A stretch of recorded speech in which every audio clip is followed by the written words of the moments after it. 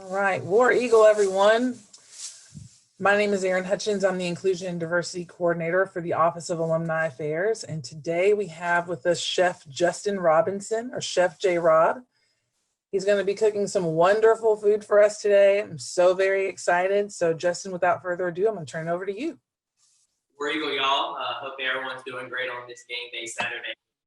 Just so you know, it's going to be a great, fun class. We're going to start off with a cocktail, and then we're going to go into 3 different proteins. So it doesn't matter if you don't eat pork, or if you don't eat beef, or if you don't eat chicken either. One of these should be a good home run for you.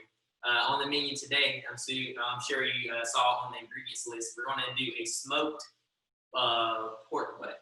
So we're going to inject it, season it up really well, and it's a 10-hour smoke. So if you have a grill at home, go ahead right now, send someone out to preheat the grill. We're trying to get it to 250 right now. 250 is where we're going to smoke the butt, and everything else will be a higher temperature. But since that takes the longest, we're going to go ahead and get that on right now. And then we'll go on to our different proteins. After that, we're going to tap into the chicken wings. Chicken wings is going to be the next one that takes a little bit longer.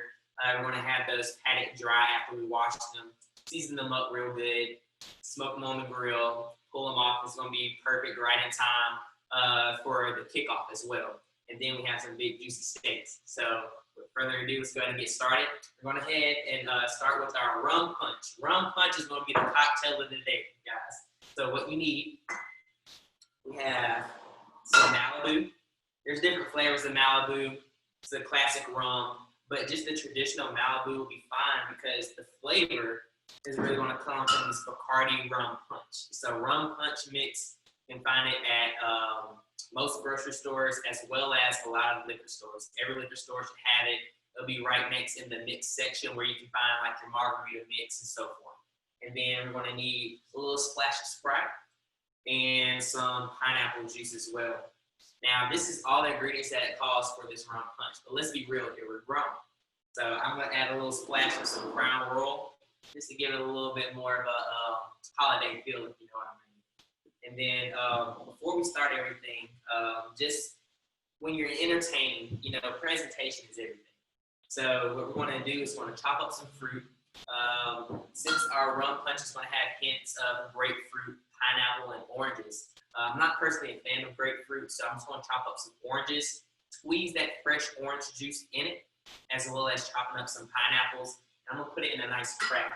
If you have a larger crowd that you're entertaining for the day, just multiply the steps just so you can accommodate for the amount of attendees. You can put it in a nice big pitcher and just do a self-dispense, and you don't have to worry about it. All this prep work makes it easier so you can just enjoy the game day. Everyone's feeling good, everyone's eating great food, and just makes it better for Auburn win, right? So we're going to get started with our orange. Before you cut any of your fruit, an orange, a lemon, a lime, you want to give it a roll. Right now, you're just releasing all those pores where the juice is contained. So as you start to roll it, you'll feel it softening up, right? So you know that all the juice, you can even give it a squeeze. At first, it's kind of firm. If you squeeze it the opposite way, it's still kind of firm because we didn't roll it that way. But the side that you rolled it on, you'll see that it has a little bit of give to it now. That's exactly what you want for a good juicy squeeze. So I'm just going to go ahead and give it a full roll around as well. And this is a trick too. Lots of fruit have seeds. Oranges have seeds, limes don't have seeds, but lemons do. Anytime you make a cut, guys, you want to cut on the outside center. So here's the center going down straight right here, as you can see, right?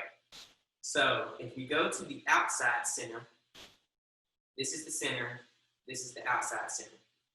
Once we make our cut, we're going to receive nothing but flesh. There's no seed. That's exactly what you want. You don't have to worry about doing the, I'm going to hold my fingers over the drink and squeeze to catch the seeds. You have perfectly extracted the fruit before you just squeeze right on in. So I'm going to go ahead and squeeze this right in here. Yes, it's awesome. So I'm going to go ahead and take the other half. Again, exactly what you want.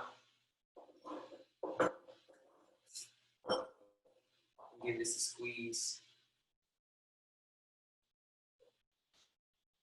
And the cocktail shaker. If you don't have a cocktail shaker, you can just go in the craft or a big jug or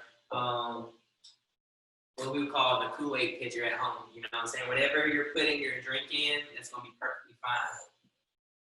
And then from there, we're going to go ahead and go with our Malibu rum. And I'm going to let this sit. I'm going to let that rum and that orange juice get well acquainted while we chop up our pineapple. I'm going to tell you why in a second.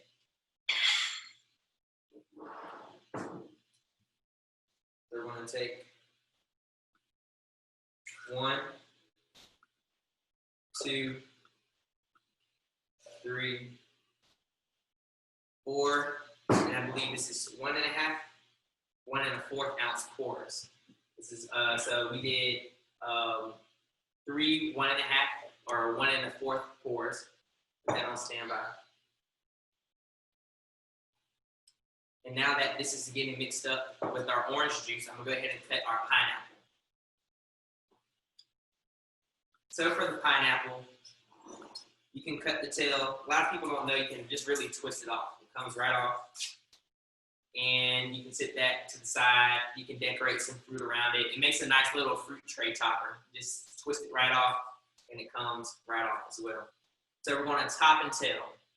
Anytime that you cut meat, cut fruit, now I refer to top and tail, all you're doing is taking the top of the meat or fruit and the tail of the meat and fruit.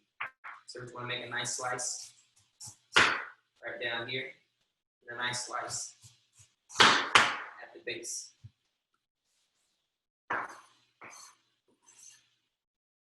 Reason why we did that is because if not, the fruit will roll around. We have a solid base now so that you can operate really close to your fruit and you won't worry about cutting yourself, because it's really easy if you have a dull knife and not a sharp knife, or if you don't have your fruit or vegetable or even steak or chicken, pork, whatever you're cutting, it's not stable on the cutting board. It can roll around and that's harm where you can cut yourself. So here we're just gonna make a nice cut straight down. Open this bad boy up. And then for coring it out, I'm not really going to worry about that because the pineapple is more so for presentation. I'm even going to actually leave the outside skin on the pineapple as well, just to give it that look in the crack. So I'm just going to make some nice 1/2-inch cuts all the way down.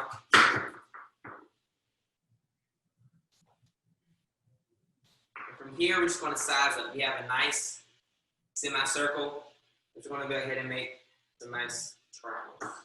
So from that semicircle, you should be able to get 3 pineapple triangles. We're going to pop that right in, but it didn't work because my craft is really narrow. So I'm going to go ahead and give these one more cut. So I went from a semicircle to 3 triangles to now 6 mini triangles, and those fit right in. All right, go ahead and cut these up.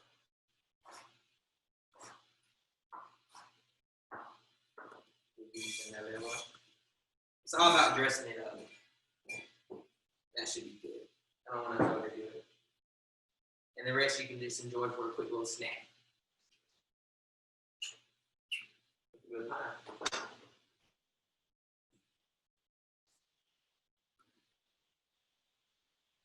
Now from here, we have some orange left over.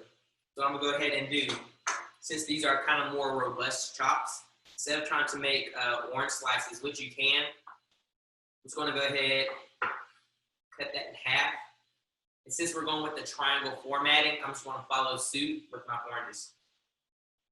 Well, actually, it might even look better with, since we had that semicircle of the pineapple, I'll just probably keep the semicircle of the orange. So we're just gonna go ahead and make a cut. And then we'll just drop these oranges right on in. So the best bet in cutting this orange, since we're already halved it, is to turn it basically on its back and make your cuts like so. Just want to pop these in, seeds and all. You have a world. Put that right there. All right. So now our orange juice squeeze has got accommodated with our Malibu rum. We're going to go ahead and introduce the rum punch. For this one, I would just do a 3-second pour. You gotta use your senses when you're in the kitchen or mixing drinks in the bar. So this is going to be the base of the drink. The pineapple juice and the Sprite is going to add it a little bit more flavor, but your base of this rum punch is the actual rum punch mix. So we're going to do a 3-second pour. 1, 2, 3.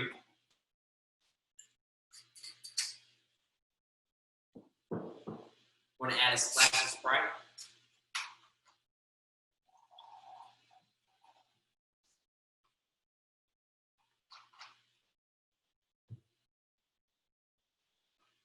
We're going to add a 2-second pour of some pineapple juice. 3.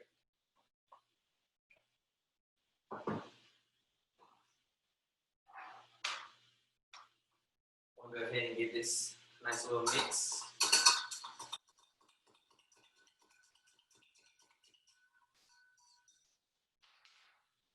Give it a quick little taste. See what you're working with. See how you like. Everyone has, you know, different tolerances. We got some heavyweights. We got some lightweights. Let's just be real here. So for this is perfect for me. I feel like it's just the right amount of rum before I introduce that crown roll, because I want to add a little bit more of a kick. And I'll probably add just a little bit more of a splash of the Sprite just to give it a more so refreshing taste on the afterthought of your palate. So I'm gonna go ahead and do that real quick.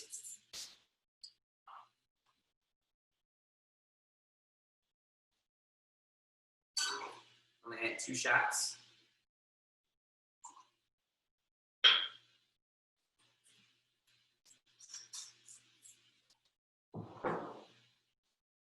One more splash of Sprite.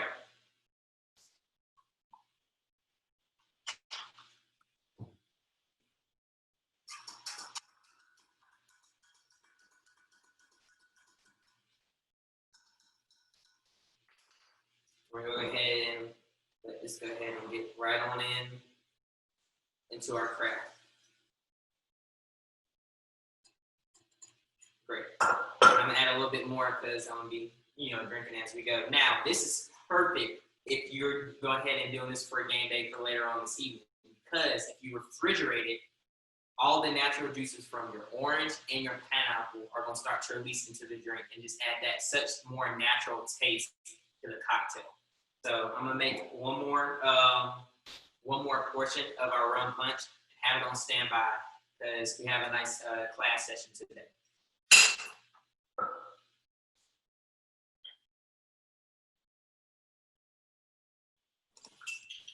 This looks great, Justin. I'm just going to ask the folks that are in today during this event to make sure to add your questions to the chat while he is cooking for us and making these drinks.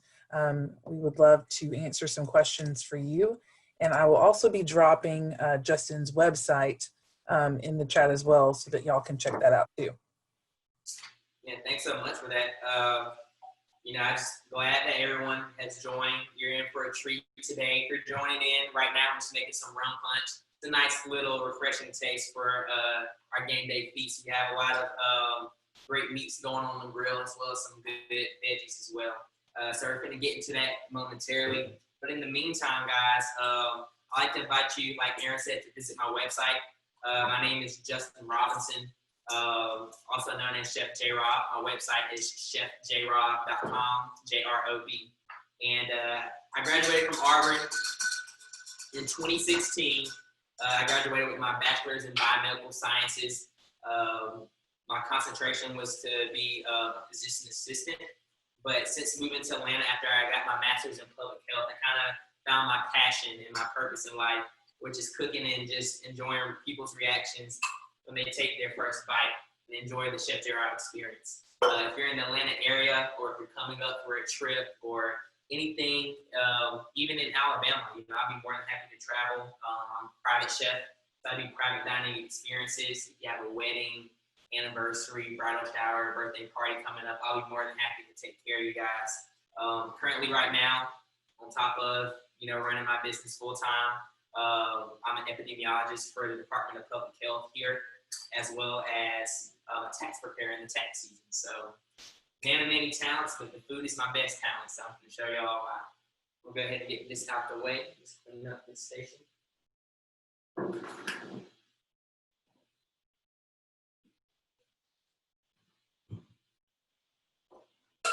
How's everybody drinks tasting? Pretty good.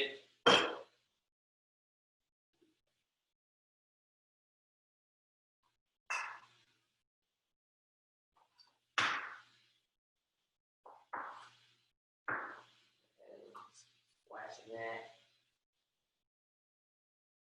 I'm just going to add a few in my cocktail. It doesn't hurt. I just want to have that full experience. I don't want to cut myself short.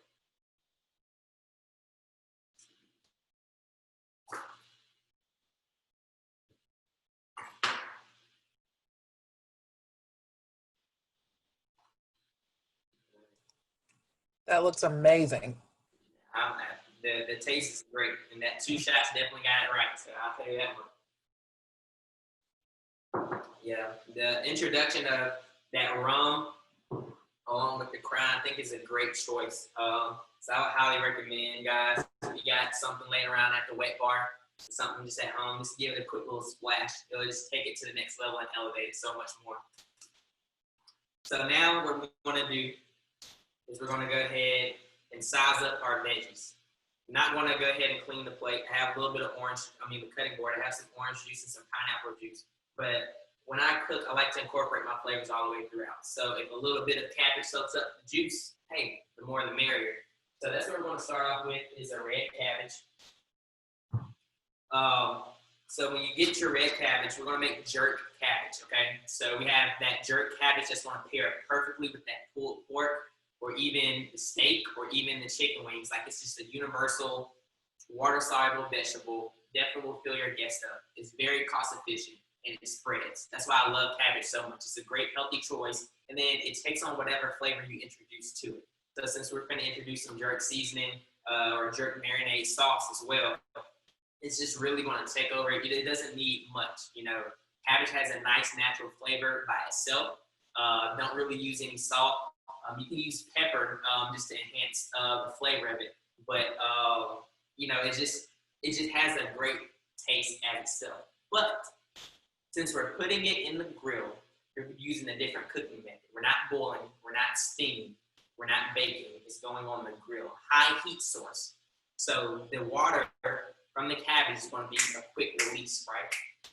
So with that being said, I want to introduce a little bit of seasoning before I wrap it up in foil. That foil is going to encase it. We don't want to just throw it straight in the grill. We want to go ahead and protect the outer leaves so that it has a nice tender outside once we peel that foil back. First things first, top and tail. So we're going to remove the leaves. Again, I don't want my cabbage to roll all over the place. So I'm going to go ahead and peel the outside leaves. Just like so. Already, it's more stable. Stabilizing itself. We'll put these leaves on standby. We're on top and tail. Take your sharp knife and go straight to the top. And instead of, I just tailed it. Instead of topping it, because we're going to run our knife all the way throughout, we're going to go ahead and make a cut in half. So you have your bottom, your tail. Take your knife right down the middle and go straight down. We have our cut just like so. Now from here, you're just going to go ahead and make another cut. We're making a wedge cut, okay? So that's our first wedge, our second wedge, and now we're going to go ahead and get our third and fourth wedge ready.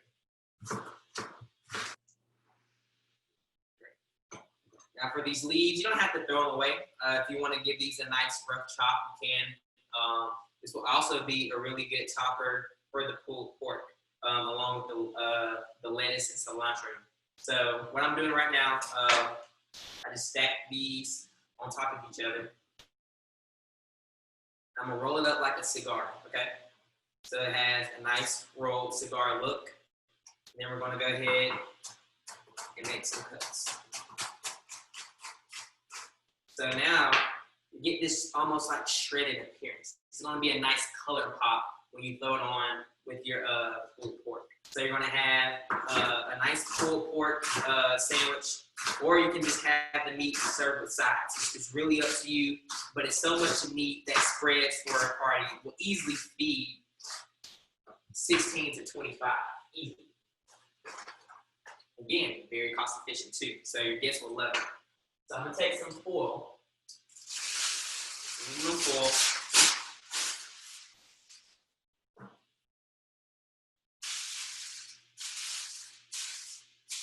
And what I want to do, I want to go ahead and just put everything in the foil. I don't want nothing to get lost on the cutting board. So I'm going to put my wedges in the foil. I'm going to go ahead and add these at the bottom. I'm going to go ahead and glove up for this. Now, this is my uncle's recipe. Super simple. Very tasteful. I'm gonna take some butter, margarine, whatever you have. I want something that's spreadable. If you have a stick of butter, you might have to let it get room temperature. I'm gonna get my hands involved. I'm gonna go ahead and add that butter. The inside of that cabbage, right?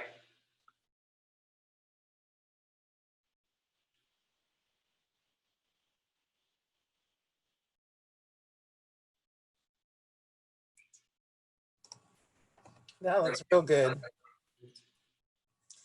I'm putting your link to your cutlery here. Okay, yeah, so if it wasn't as easy to get through that cabbage, guys, I definitely have my cutlery line. It's a 4-piece cutlery set.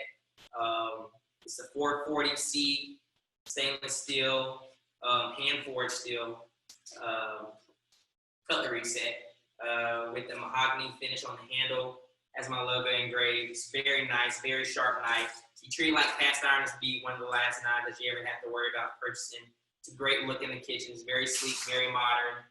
And I just love it. You know, it's lightweight, but it has that nice weight to the blade to make those chops throughout your, whatever you're cutting. You can tackle on any job. It comes with this chef knife, santuku, a trimmer, and also a paring knife right here. So this is my cutlery set. I just released it.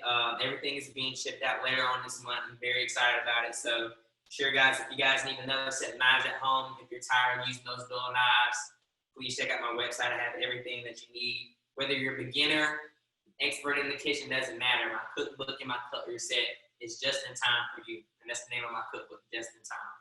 So now that we got our cabbage buttered up, as you can see, as my Uncle Ishmael would say, you want to make sure that you weld the butter all throughout so that it can deeply seep into the pores once that heat hits. So our cabbage is going to start to wilt up a little bit. It's not going to hold its big form.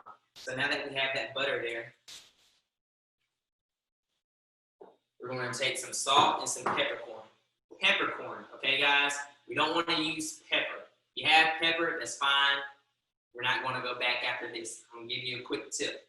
When you naturally crack this pepper onto any surface of vegetables or protein, it elevates the flavor. It has so much of a different profile than the pre-sprinkled, black pepper. Peppercorn, freshly cracked peppercorn, just takes your dishes to the next level. And that's what this class is all about. Taking your Gameday and all the meats and veggies that you throw on the grill or cook at home to the next level. So we're gonna go ahead and crack open some pepper. You wanna season liberally, guys. You don't wanna be afraid to go ahead and just get all that flavor in there so it doesn't get lost once that heat hits it. We're gonna go ahead and add in a quick sprinkle of salt. Not much, guys. because we're going to hit it with some jerk seasoning, and you want to be watchful of your salt content. You don't want to have too much of the sodium intake. So just a little bit of salt. And from here,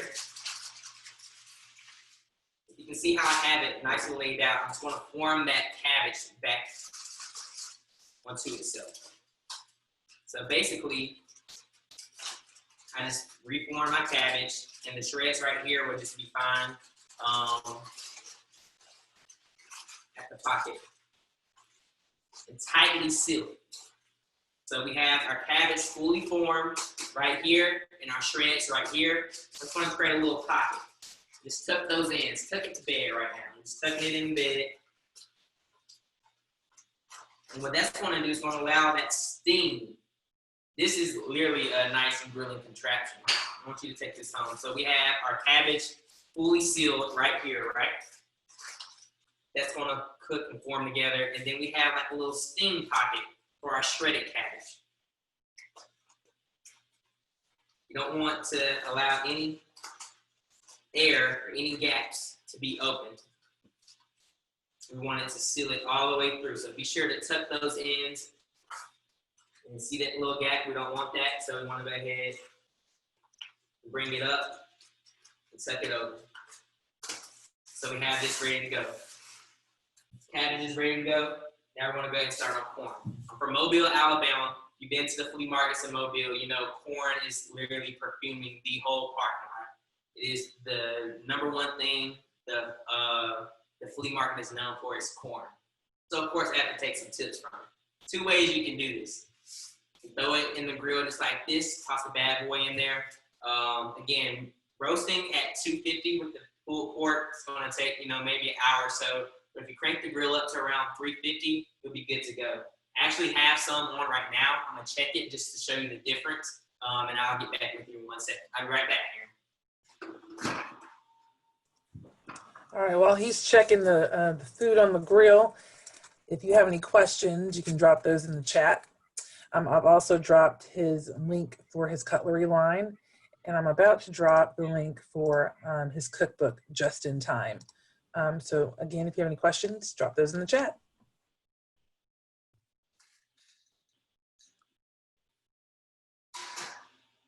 So this is exactly what I'm talking about, guys. I did it two ways, and I'm going to show you how to do it. So we have our corn peeled back. It has that nice fall look, right? So this right here we would take and just rub it in some butter. So I'll actually go ahead and glue up real quick and get my tray. We'll just start building everything from the ground up. Get a little part from the clip. That's really good. The corn smells amazing. I just love, we're entering that season where it's starting to get a little bit nippy, guys. That smell of some fresh roasted corn, you can't beat it. You really can't. It smells amazing. I'm just going to take some butter, just a little bit, not too much, and just rub it on the outside. Straight from the grate of the grill. I didn't put any foil down. I just laid it right on just like this. And it just looks like fall. It's fall on the plate.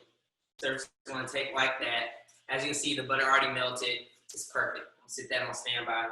And then you have it where you just threw the whole corn and the ears in there. This is the tail, so I'm just going to take it and just start to peel it back on itself. And I'll show you the difference and how it comes out as well.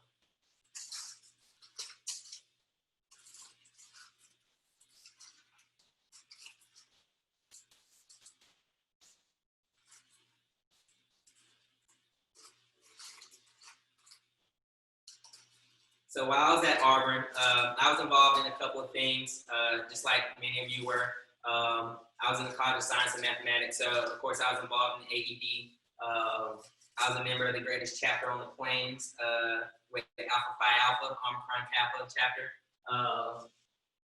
I also was an executive suite ambassador, so I was working in the suites during the games. So I didn't really get too much experience in student section because I started that my sophomore year. But the whole experience was amazing. Of course, everyone loves Harvey just as much as I do. Winning trade for the world. And I actually am going to try to go ahead and be one of the official tailgate experiences come this next season. You know what I'm saying? So stay on the lookout on that, guys. That's a little pre-hint. So if you have a tent and you need to book your favorite chef, you know who to contact and reach. So you can see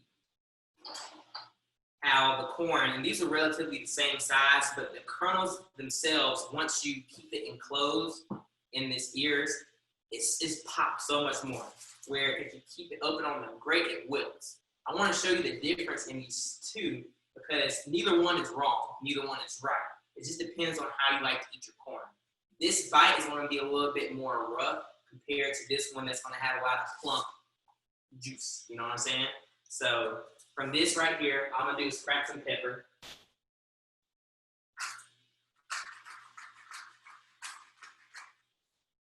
Take a little slap your mama. Slap your mama is a Louisiana seasoning. Use it on a lot of things. It's really one of my go-to seasoning blends. And it just adds a little bit of kick. Adds a little bit of kick, so I'm just going to take this and season this up as I roll it around. Give it a nice little roll around. And there we have it. Step one for a great game day is a great veggie. Set that on standby. I'm gonna go ahead and pop these two because I'm not trying to let anything go to waste. Personally, like I said, I like how these came out by just tossing them in the grill like so. So I'm gonna put these. These actually went for $3.50 for 30 minutes. You need something quick, $3.50 for 30 minutes. Or if you want to keep it at $2.50 while it's in there with your pork, you want to accommodate your time accordingly. Just until it has that nice brown outside. Use your senses when you cook, guys. As it's green right now, when it gets to that brown outer casing, that's when you know it's finished. There's no telltale time when you're cooking with different temperature because on the grill, because with your proteins or with any vegetables, you want to cook to temperature as much as possible. So for your corn, just wait till you see that outer appearance look very brown, similar to our roasted corn, just like so, and you'll be good to go. So I'm gonna go ahead and get these on standby. I'm gonna go ahead and pop our cabbage on the grill as well, okay?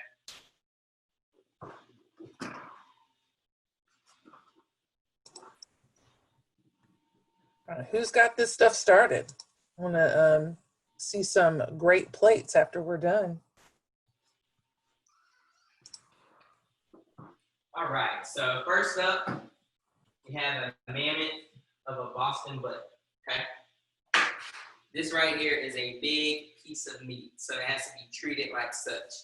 You have to make sure that you can touch as many places, even if you can't see it. And I'm gonna tell you what I mean by that.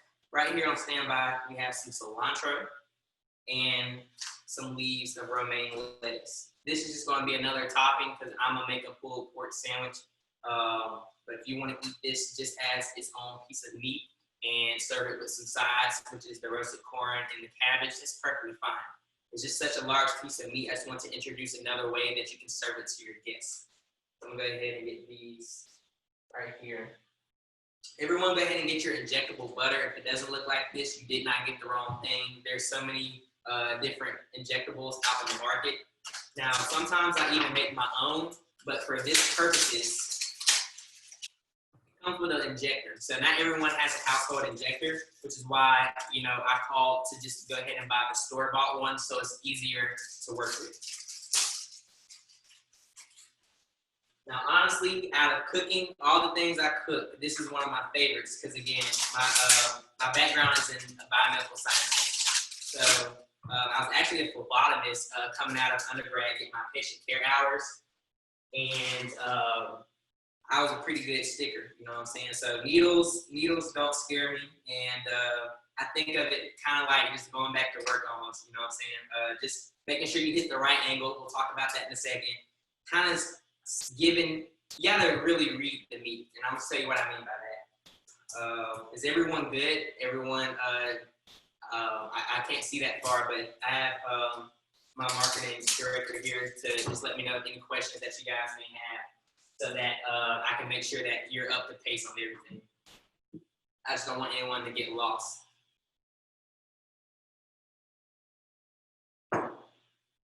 Great. So, go ahead and take this out to full.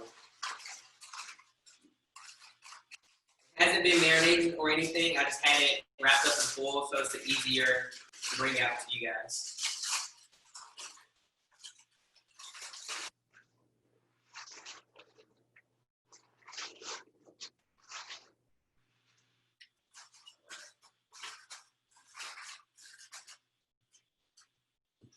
So go ahead and get your injectables popped open. Needle on standby.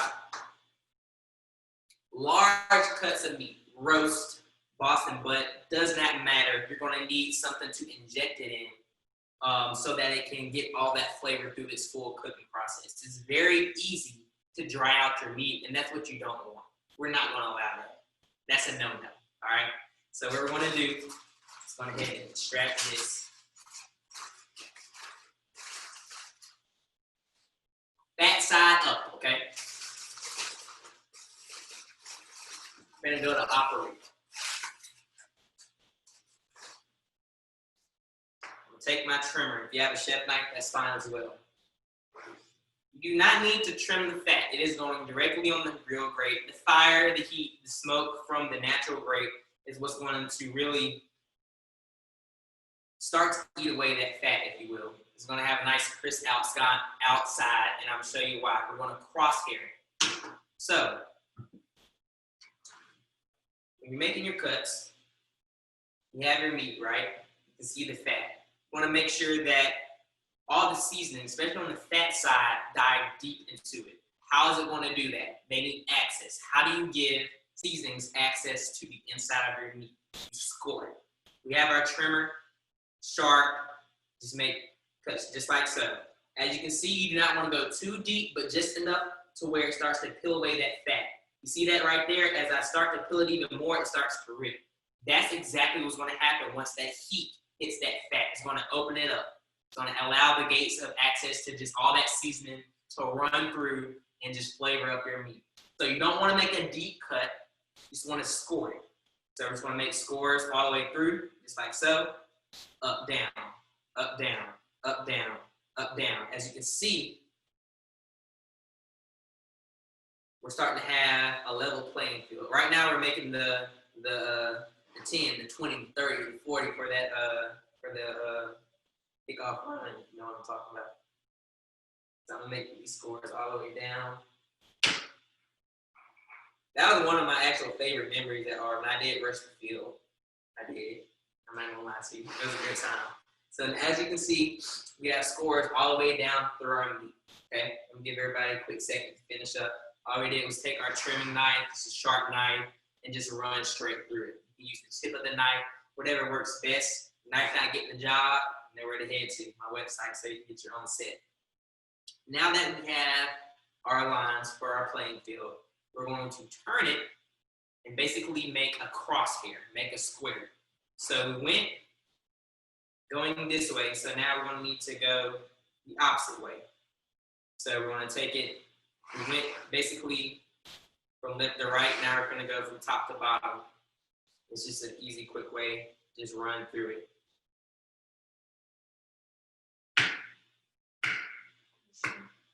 You got a question? Do you wrap it in foil overnight? Great question. So what I did, I actually have one going right now because this is a 10-hour cook. I cannot wait to pull that out. I would 100%, I always marinate this meat. Once I inject it, season it, let it sit overnight.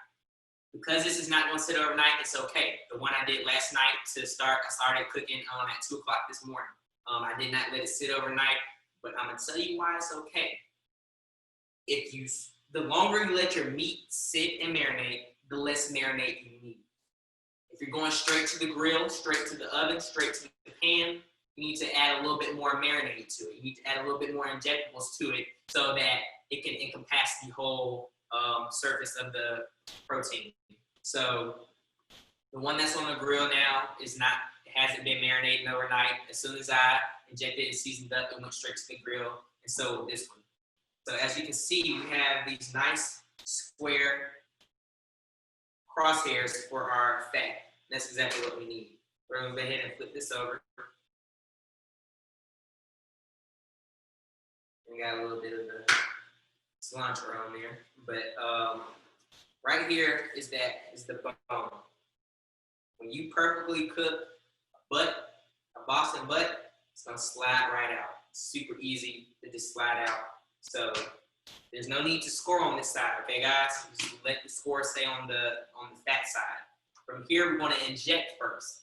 Inject so that you can season from inside out. And we're seasoning on the inside with our injectables. So just take your needle, you want to draw it all the way up like so, and stick it. When you stick it, we're not going straight down. We're not going at a slight angle. We want to get a nice 45-degree angle. You want to kind of see the trajectory as it goes through, that it goes in at an angle and doesn't go straight down. Now, warning, it may squirt back at you, so that's okay. That lets you know that that portion of the meat has been fully filled with injectables where it can't take no more, and then you move on to the next spot. And you keep going all the way throughout until we're about 3/4 done with the bottom, because we're going straight on the grill, okay? So we're gonna go ahead and inject this at a good angle. Slow, do not push it all the way through. It will come back at you, trust me. As you can see, it starts to slowly rise. It rises and now it's oozing. That's all that portion can take. I'm gonna go to the tip. Start to rise. Perfect, we got a little ooze. Pull it on out.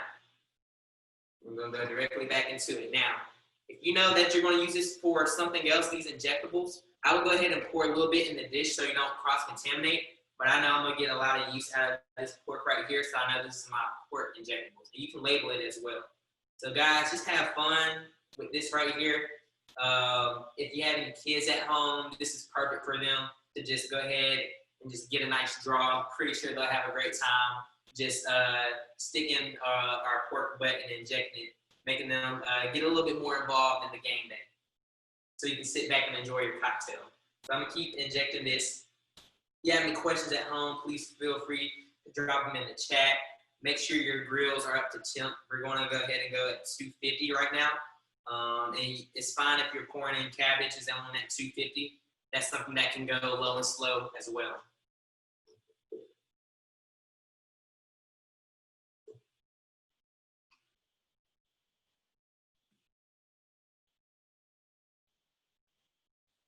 All right. And as you can see, when it boils up, that's when you know it's gonna be a good bite. It's gonna be a great bite. And I just keep going. No matter how big it gets, I keep going until I see some type of ooze. That's amazing. Just keep on going, guys. There you go. That's the square I'm talking about. If you don't watch out, it's gonna get you. It will get you. There we go. And sometimes if it's a squirt, as soon as you put it in and start to push, just try a different angle. Maybe your angle was too deep. You need to go a little bit directly into it. All right. And we're just letting it just build up.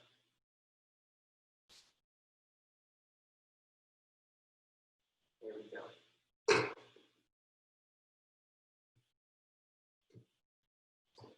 What inspired you to start cooking? What inspired me to start cooking? That's a great question. So I started cooking, guys, in Glen Hall on the quad. That's where I got my start. I had a hot plate skillet that we got from the Walmart on College Street. And when my parents dropped me off for college, I was like, all right, son, well, you know you didn't cook through high school, but you're gonna have to make something shake because we're not gonna keep dishing out all this money on fast food, as I'm sure y'all can relate. So I was like, dang, you know, I ain't never cooked before. You know, the only thing I know how to cook is jambalaya and some pork chops. So yeah, that's what I started with, jambalaya and pork chops. I probably ate jambalaya probably 3 times a week. I'll get the box one. Everyone knows what I'm talking about. Measure it out in my measuring cup, 2.5 cups. Pour it in there, chop up some sausage, and have my little mini fridge underneath my bed. And I would just have leftovers, you know what I'm saying? And that beat Chick-fil-A and the student center any day. I'm telling you, any day it beat it. So that's where I started. But the smell is what really got everything going. So a lot of people will stop by like, man, it smells great in here. What you have going on? I was like, take a bite. And eventually I ended up putting up a sign on my door that said, the Chef JRob experience, all parties are welcome. And I printed it off in a RBD for like 15 cents or something like that. And that's when I started to kind of make a name for myself as Chef JRob, because my name is Justin Robinson. So of course, that's not allowed in the dorm. So what I did to keep it on the hush hush, I gave my RA and my hall director dinners. I used to feed them every time, I cooked something nice like a steak. And that kept them on the hush. They always looked out. And honestly, if it wasn't for them being quiet, who knows, what I'm saying, if I would have been able to still rock and roll like I am now. But it's definitely a humbling experience just to be cooking just to eat. You know what I'm saying? It really wasn't nothing as far as a business. Even when I took a gap year and went back home and was a phlebotomist to get my patient care hours up, I wasn't even cooking for money then. It really was just, my coworkers, the nurses, even some physicians like, I heard that you're a pretty good cook. My wife and I would love for you to cook for my boyfriend and I, so forth and so on. I was like, yeah, you can just toss me some groceries and, I'll be sure to take care of it after the shift. Because I was working the graveyard shift, so going in around 9 and working all throughout the night and getting off at like 7 o'clock in the morning or something like that. So, and once you feel like you've touched all your top, go ahead and flip it on the bottom. That needs some loving too. So we're gonna go ahead and flip that over. Start injecting again. But back to the story. So it just really wasn't a business until I moved out to Atlanta to get my master's in public health. I went to Mercer University. And while I was working, like my biggest goal was just to be super laser focused on my studies. And I feel like a 9 to 5 would have took away from that because, I feel like there would have been a little bit too much responsibilities for just how I know my study habits are.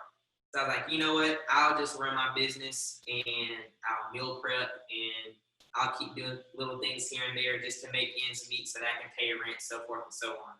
And that was the best decision of my life. I never stopped, rocking and rolling from that day. Just literally, when I graduated, I just prayed and I just asked, God, for my next step. What's my next step? Do I apply to PA school or do I keep running the business full time? Because it was very successful. I've had the pleasure of cooking for many clients, whether it's from NFL players here during the off season, being the personal chef for Monica Brown, or even Mr. Steve Harvey, cooking their Christmas dinners, so forth and so on. Like I never would have thought in a million years on the medical track that I was on that I would get to be introduced to doors like that, So that's when I really realized that was my purpose in life, especially sitting down and talking to Mr. Harvey and just him, just basically telling me like what got you here is not those degrees that's on the wall, it's your purpose in life. And that's what really made me go a little bit harder. I highly invite, it doesn't matter how old you are, that, it's nothing wrong with having, a 9 to 5 or your job, but also just find your purpose, find something that really makes you happy, something that you just love and enjoy doing. And if it can produce another source of income, that's the more the merrier. Like I said, I am an epidemiologist right now due to COVID, just because I felt like I needed to make a bigger impact in this world when things were kind of slow on the Chef JRob business side. So that's what I've been doing. But I'm still going strong with the business, and it's definitely rewarding for me just because I feel like I'm following the footsteps that God is leading me into. And I feel strongly about that. And I got this pretty much injected all the way through. I got like maybe a fourth left. I'll give y'all a few minutes just to get everything injected. I'm gonna get my seasonings on standby as well. How did you develop this new technique? My dad taught me this. This is okay. So I'm not sure of the age who asked, but when you ask your kid to do something before you get home, you expect for it to be done. Well, I learned really quickly you know, when he's like, hey, go ahead and inject the butt and season it up. So when I get home, I can throw it on the grill or throw it in the oven. You know, I'm still playing my PlayStation like, all right, Dad, I got you. And then you hear the garage open and then you sprint into the kitchen and start going. That's how I got really quick at it. So that's that's how I learned. But yeah, this is just a signature recipe. Similar technique is used in one of my dad's recipes. I call it the Clarence crock roast. My dad name's Clarence, and that's in my cookbook. And that is what that was once I got my crock pot. So it was the skillet first, the hot plate skillet, and then I got a crock pot. So that crock pot roast, I was doing that in college, and I've been doing it ever since. I only do it on special occasions. I probably only made it 9 times, including one on the cookbook, because it's so special, such a special recipe. So I highly invite that you guys get that cookbook and try out that recipe, because it's amazing. It's absolutely amazing. But a lot of things, again, I don't have any culinary school experience. I'm all self-taught. You know, you shouldn't feel like you're incapable of anything. Anything's really possible if you just apply that grind to it. So, pepper.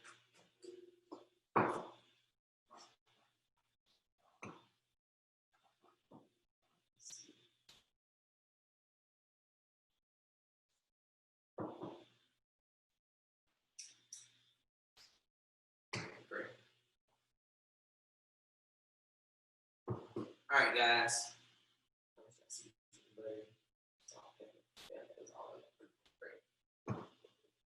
So we're back on the fat side. So what we're going to do now is we're going to season. How do you season? You season light to dark. I'm going to tell you why. When you season light to dark, it allows you to just see the seasonings hit every single surface of the meat. If you go light to dark, that dark kind of covers everything, and it's hard to see where your light seasonings hit the area itself.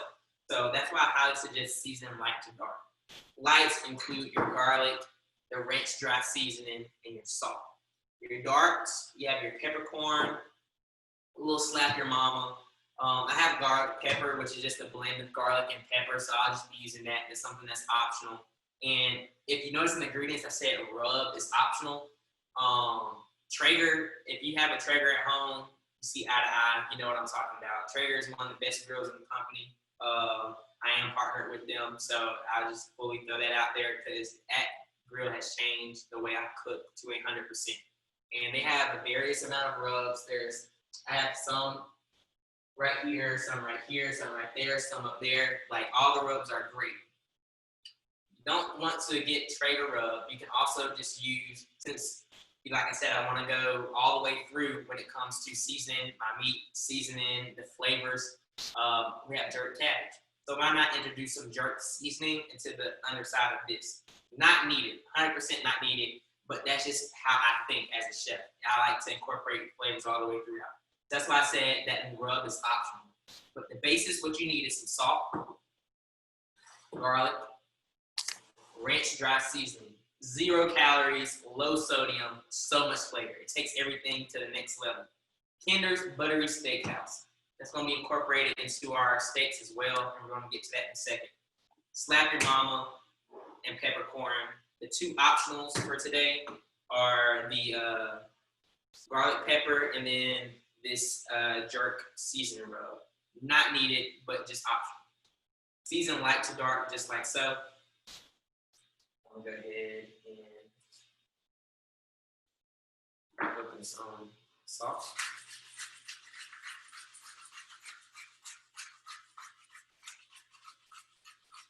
Remember, all your flavor is within the meat already from our injectables, right? So you have to make sure that you equally meet up on the outside so that you don't lose flavor as you go in. It's a big piece of meat, so don't feel like you're over seasoning on the salt. If you have to put a tablespoon, if you're a measuring type person, you want to do probably, I would say 3 tablespoons of salt, because it's going to lose probably a tablespoon and a half the moment it hits the grate. But we have different salt agents.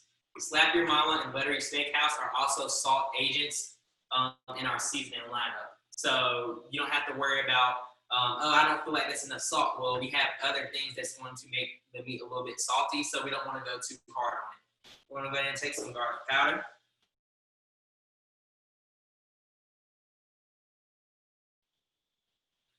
And make it rain. Then we're going to go ahead and take our ranch dry seasoning mix. This is very good.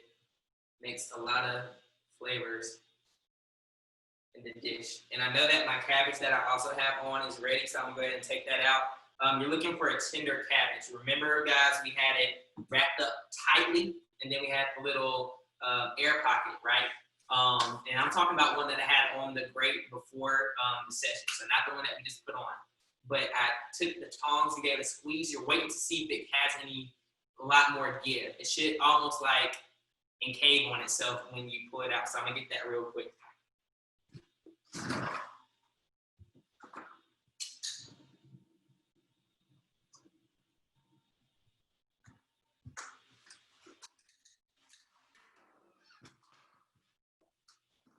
So I'm gonna show you exactly what I'm talking about. So as I squeeze, it literally encloses on itself. That's how you know your cabbage is done. If not, it's gonna have a lot of give. I mean, not a lot of give. It's gonna be really firm. Everybody good? Great. Season light to dark. Just finished with our ranch. We're gonna go with our Kinder's Buttery Steakhouse. This is in Costco where I found mine. You can also go on their website.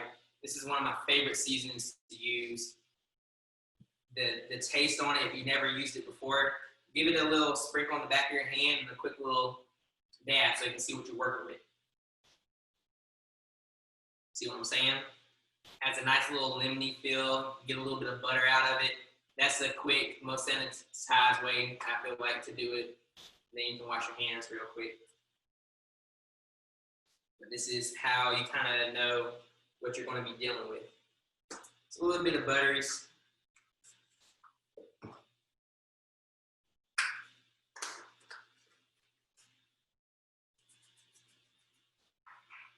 A little bit of Slap Your Mama. Crack a pepper.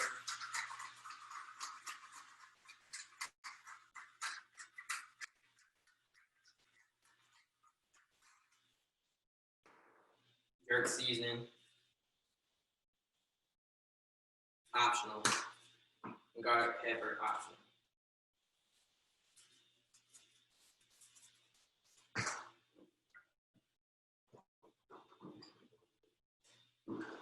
Now gloves are really good so that you can handle your meat. On the outsides, as I roll it, I'm gonna go ahead and hit it with a little bit more seasoning so that I don't have to worry about going back and forth and flipping it. So you can see the difference in what's seasoned and what's not, right? This is exactly what you want. So I'm gonna turn this on the side. Just take some ranch dry seasoning, mix and some garlic.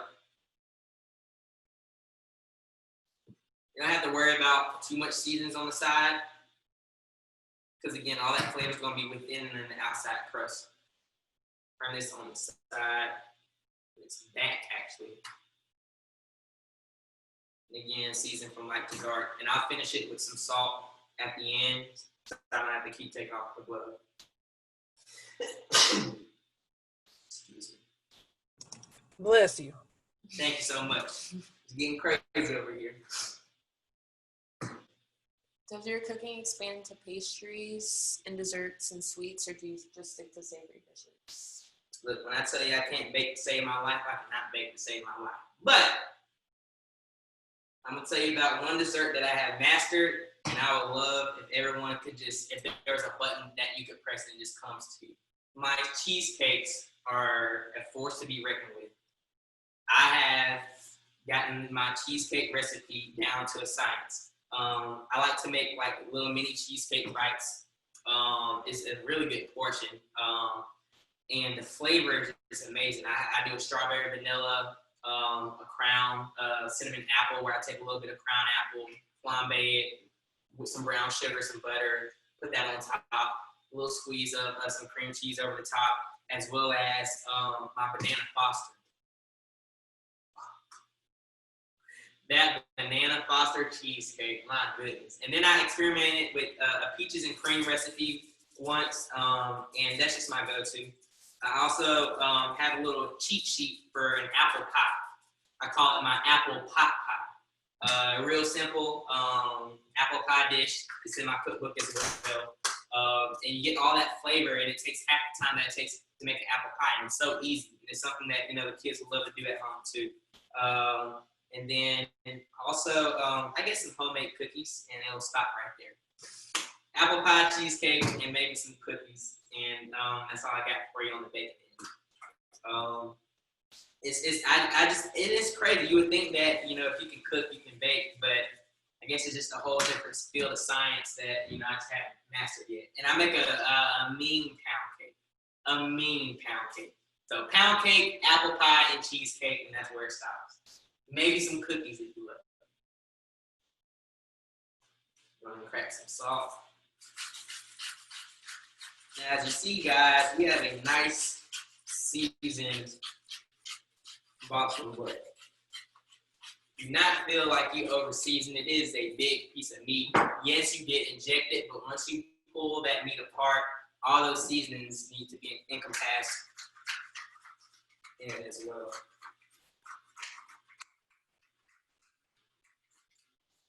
Great. Just like this, onto the grate. 5 hours, okay?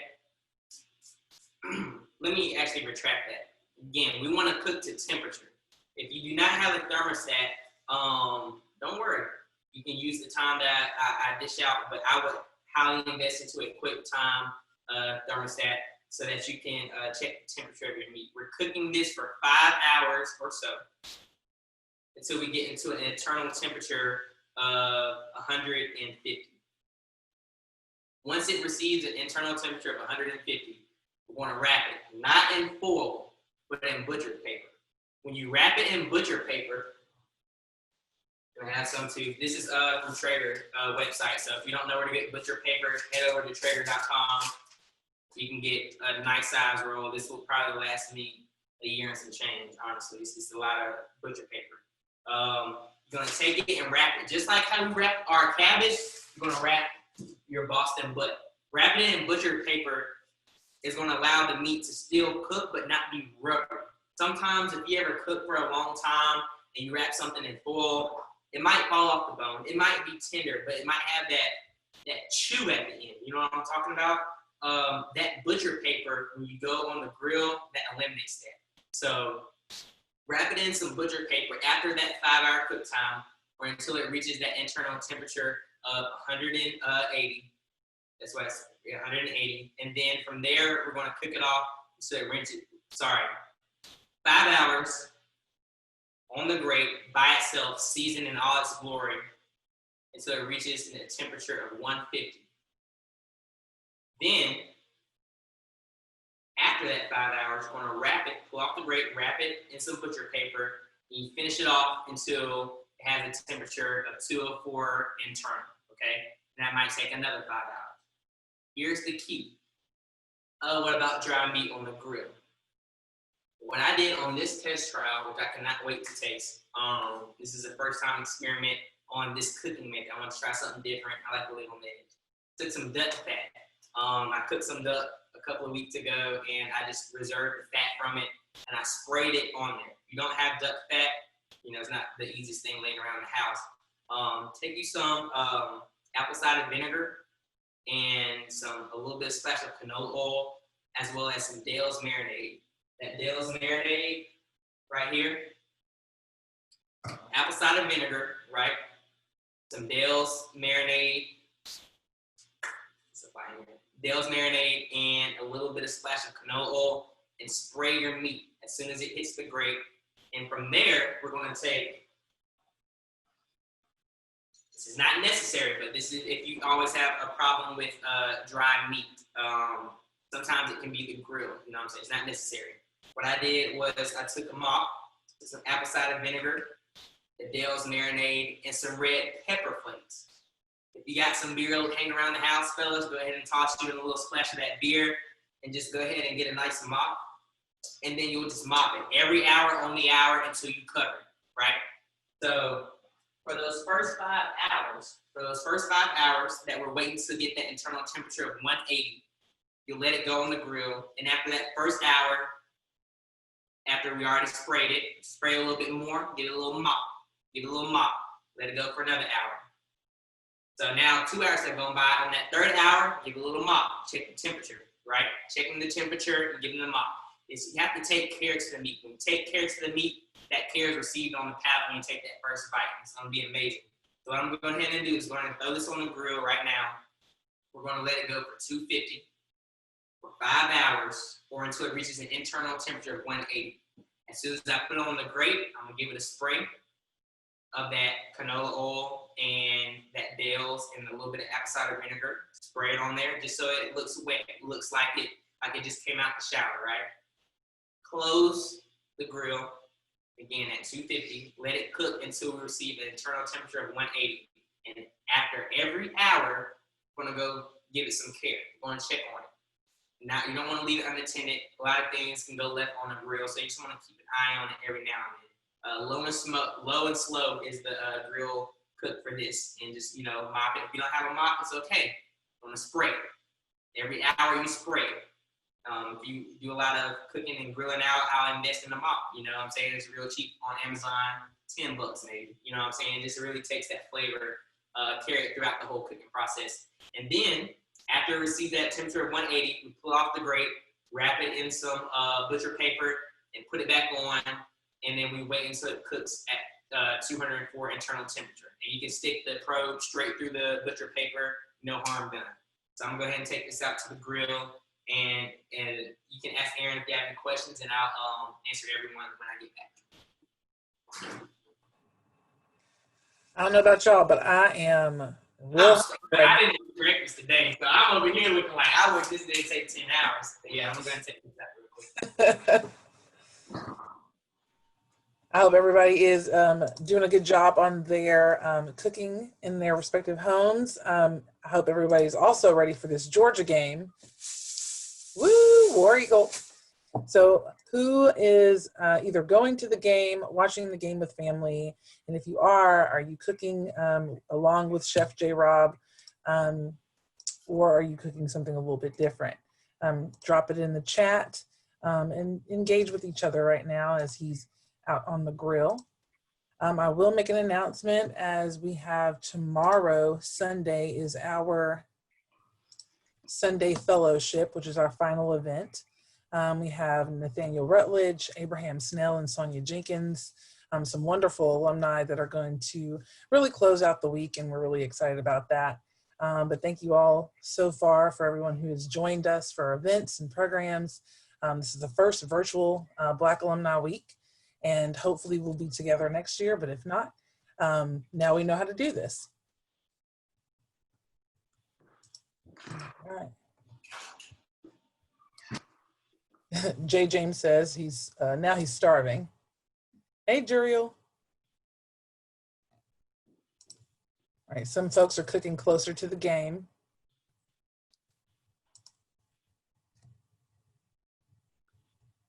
Hi.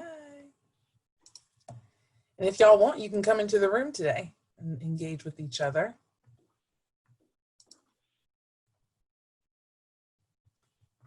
If you have not already, you can order your Black Alumni Weekend t-shirt. You can do that until tomorrow at 3 p.m.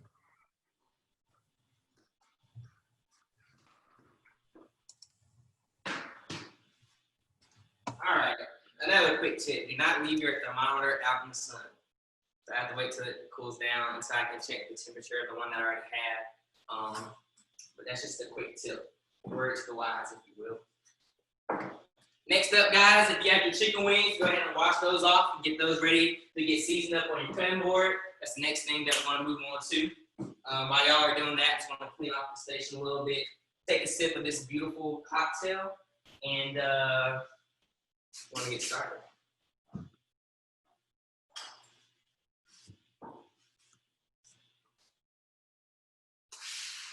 Check that cabbage. Man, look at that grilled cabbage, y'all. That is beautiful. See the juice? You know what I'm saying? It's going to create its natural, like I said, once that heat hits, it's a water-soluble vegetable. It's going to go ahead and bleed it. That is beautiful. That is beautiful. I'm going to glove up and go ahead and get this on our mat, too.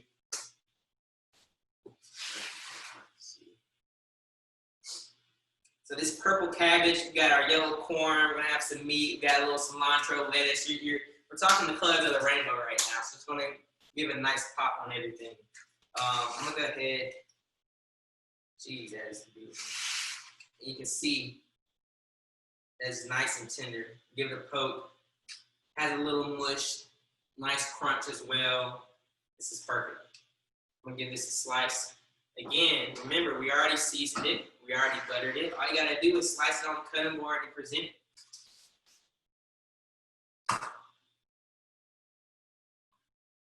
And you can expect one wedge to feed about two, guys. You can expect one wedge to feed about two. Knife slices very easily straight through it. There you have it.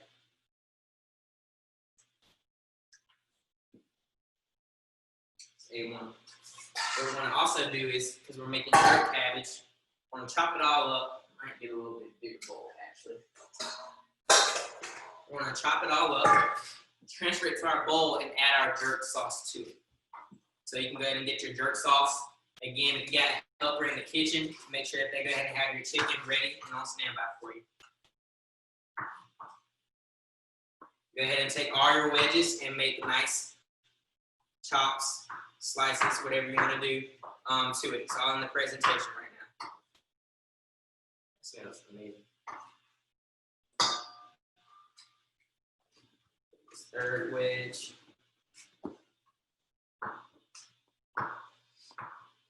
Look, I'm telling y'all to take the cabbage, and I forgot that this is the one that I did before. But just so you know, once you take the cabbage off the grill, again, you know that it's done once you take a squeeze with your tongs to see if it has any give. Using your senses, having a feel for it, you know what I'm saying? From here, we'll just make some nice slices of the cabbage and combine it into a bowl. When you give it a taste, if you feel like you want more seasoning, again, everybody's palate is different. You can add more seasoning. But that jerk sauce is going to be a pretty pungent kick. So just keep that in mind before you start to go heavy-handed with your seasoning.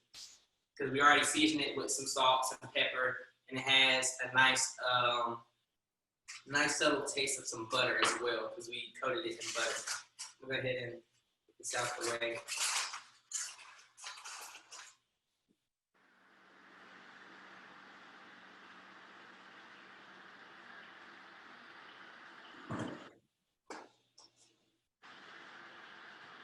Here, I'm gonna take some jerk sauce.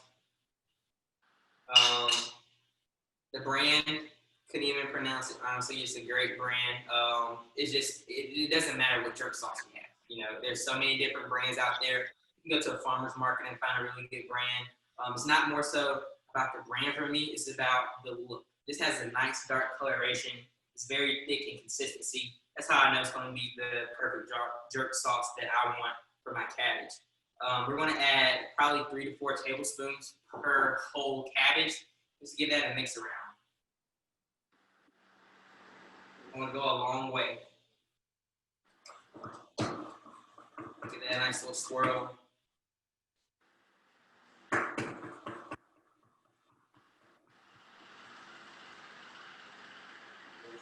Pop.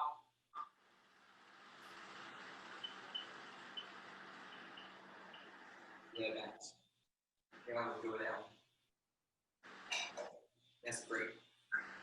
That's great. It got a little heat to it, right? It got a little heat to it. Gonna be perfect with that slider. This is gonna be great. Just maybe 3, because I like my stuff spicy, so I use 4. 3 tablespoons would be great. If you're really not a spice person, 2 tablespoons will let you know, okay, it's jerk cabbage, it's different.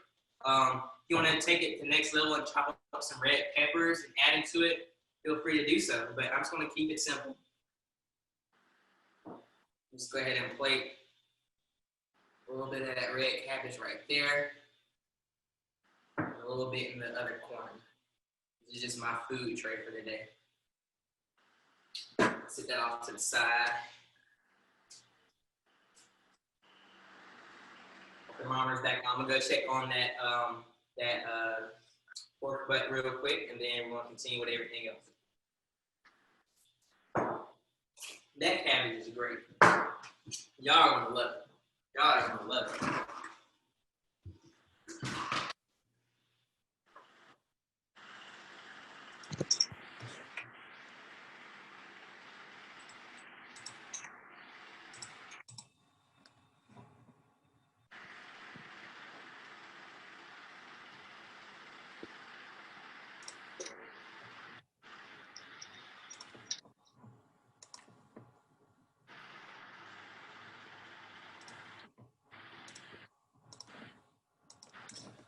While we wait, I know some of you jumped in after Chef began, but if you want to read a little bit about him and from our Young Alumni Spotlight, I've dropped his article that Auburn Alumni Association did a while back.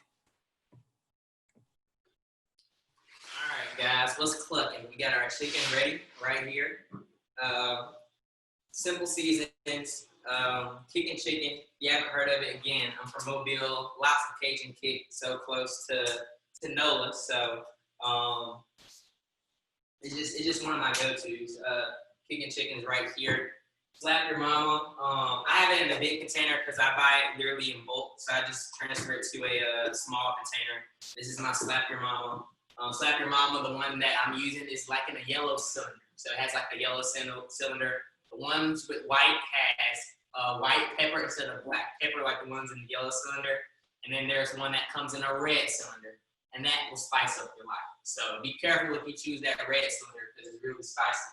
So for our chicken, we have kicking chicken, slap your mama. You don't need any more salt. These two are salt agents. You don't want to make it too salty. We're going to use some garlic powder, peppercorn, or a mix of that garlic and pepper, which is what I'm going to use instead of this peppercorn, so I can just use my glove to twist, turn, and just make things a lot more fluid. As well as some ranch dry seasoning, right? So what we're going to do, season light to dark. Start off with our garlic. I already patted these dry. A little cool, don't need to be room temperature. Our ranch dry seasoning.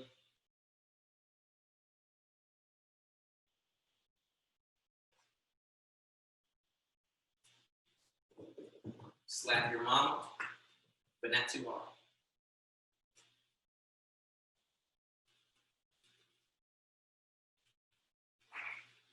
Again, you're just seasoning to make sure that you have a nice coat, guys, because when you pop open on that kicking and chicken, you want to see how much more of a coloration you get.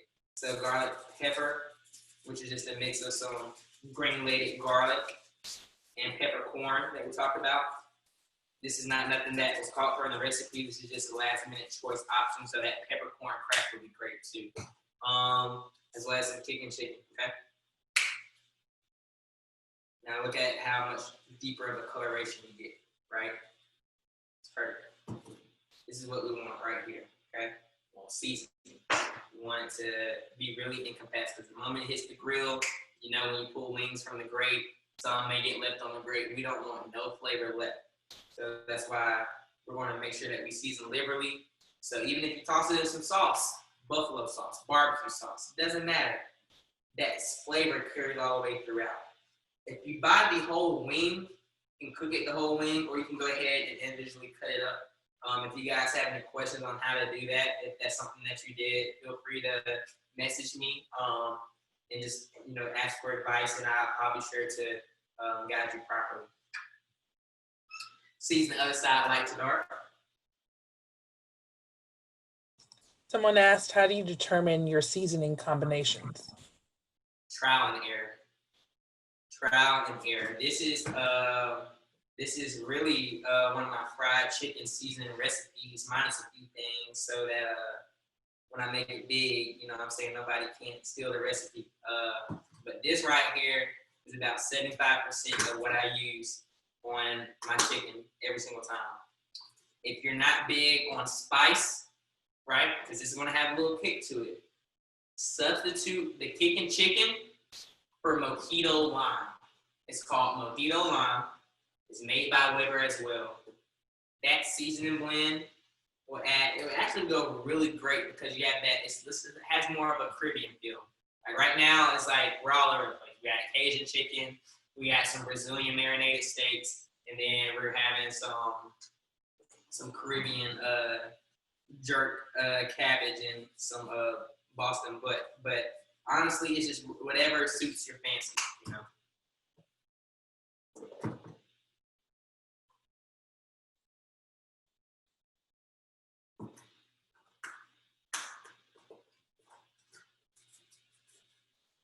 All right, great. Now that I got this all seasoned up, what I'm gonna do is just take these and give these a nice turn. If you have some olive oil, you can go ahead and drizzle that over here on your seasoning mat or your cutting board while you're doing it. I just got some quick spray on canola oil just to give it a nice coat as I turn it. Just a lot easier to handle. And we're gonna take this and go straight to the grate, okay? So we're gonna put this on. So right now your Boston butt's on there at 250. Let these roll for 250. We're gonna be looking at maybe cook an hour and 25 minutes or so. So it has a nice crisp skin. You're gonna have to dial up the grill just a little bit. You might wanna pull the butt off just so you can finish off that chicken. If you don't have a second grill or a little small grill to actually cook off your wings. But I have a second grill that I'm gonna put these on at 350. If you're just doing this on a regular day, I would put these on at, not 350, sorry, 310 degrees for an hour. Just set it in there and forget it. You know, that's the motto. So we got our wings seasoned up. They're gonna go on the grate at 310 degrees for an hour and 10 or so. So it has a nice brown outside, golden crisp, just like you want. If you're gonna do everything at once with the Boston butt, again, that's fine that it goes for 250 that is on right now. It's going to take a little bit longer, you know, since the temperature is 60 degrees less than what it's supposed to be. So I'm going to go and pop these on the grate, and we're going to go ahead and talk about our steaks. And I cannot wait. This is one of my favorite proteins to cook. And once I show you this marinade mix that I use, how I cook my steaks, it's definitely going to elevate your steak game too.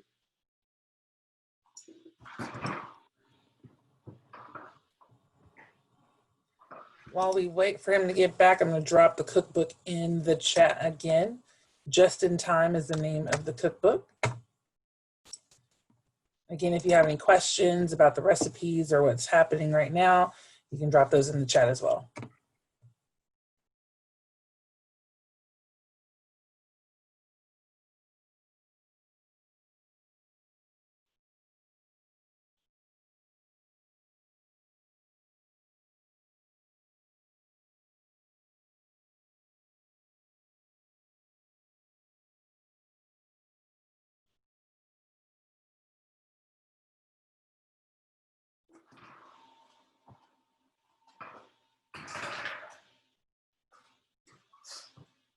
Have you tried cooking the chicken in the air fryer before? You know what? I only used an air fryer once, and that was for when I was cooking some air fried green tomatoes for Steve Harvey. But otherwise than that, I've never really gotten to the whole air fryer hype personally. I feel like the Traeger actually cooked as if it was an air fryer because my chicken comes out almost as if it was fried. The Traeger cooks like a convection oven almost, similar to like how the air fryer is built. And like you don't air fryer, you pop it in, you go do what you do, you watch the game, you have a good cocktail, and it's done, and you pull it out. Same thing for the Traeger. Like if you have a fire grill, gas grill, you don't have to man it. You don't have to man your meat. You're gonna have to make sure you watch it. That Traeger, I set the meat on, I let it go. It even has an app where you can download and just get notifications to your phone. You can control the temperature from your phone. It's so easy. So I feel like that's the closest to an air fryer that I'm gonna get to, just because it has so much of a larger surface area for me to cook with. I heard a lot of great things about the air fryer. My parents have one, but I personally just never dived into the air fryer cook.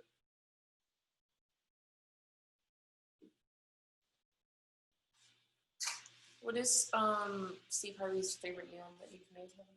Steve Harvey's favorite meal that I made him was the lamb chops. I cooked it twice for him. The last time that I made the lamb chops was for their Christmas dinner. It was for the whole family. Everyone was in town, and we were in the kitchen going hard. I nailed them. Perfect marinade, perfect cook, and I had it beautifully situated where, you know, I Frenched the mess out of it. I'm talking about the bone is clean as a whistle. So it was situated like so, right? And I had bones sticking out this way and this way and this way. Had pomegranates going down it, curly parsley, beautiful this way. It comes over, he's looking at it. He just takes the one right out the middle, takes a bite, the whole chop gone. Like, that's damn good, son. He just walked out the kitchen. So that lamb chop, I feel like is one of his favorite. I was cooking a lot of vegan meals at the time, so my favorite vegan meal that I made was a rice paper wrap. I used purple cabbage, carrots, green cabbage, cilantro, and some bell peppers and onions, the julienne, everything. If you don't know what julienne is, really nice, fine, executed cuts of your vegetable. I steamed those, seasoned them real good, and rolled it in a rice paper that was clear. So it looks like this colorful burrito.